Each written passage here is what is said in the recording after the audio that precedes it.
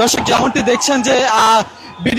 সাবেক বিডিআর এর সদস্য যারা রয়েছে তাদেরকে লক্ষ্য করে আইন শৃঙ্খলা রক্ষাকারী বাহিনী এই মুহূর্তে জল কামান নিক্ষেপ করছে এবং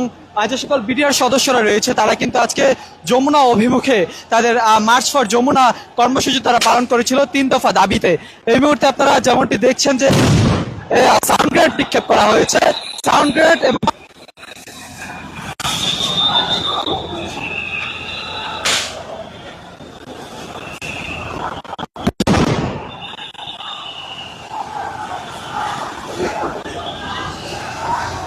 রক্ষাকারী বাহিনী সকলকে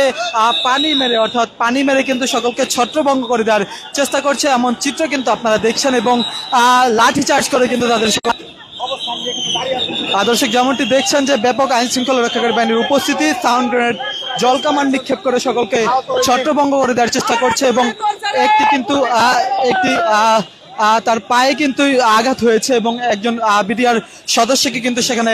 দেখা যাচ্ছে এবং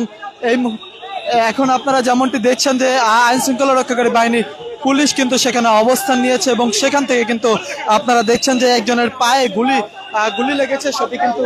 সেটি কিন্তু আপনারা দেখেছেন এবং আইন শৃঙ্খলা রক্ষাকারী বাহিনীর ব্যাপক উপস্থিতি সেখানে রয়েছে। পিছনে জল কামান এবং সাউন্ড গেট নিক্ষেপ করে কিন্তু তাদের সকলকে ছত্রভঙ্গ করে দেওয়ার চেষ্টা করছে। একটি উত্তপ্ত পরিস্থিতি এই মুহূর্তে সেখানে বিরাজমান রয়েছে এবং দর্শক যেমনটি আপনারা দেখছেন যে একজনের পায়ে গুলি লেগেছে এমনটি কিন্তু বলছে বিডিআর সদস্যরা এবং ব্যাপক আইন শৃঙ্খলা রক্ষাকারী বাহিনীর উপস্থিতি কিন্তু সেখানে রয়েছে।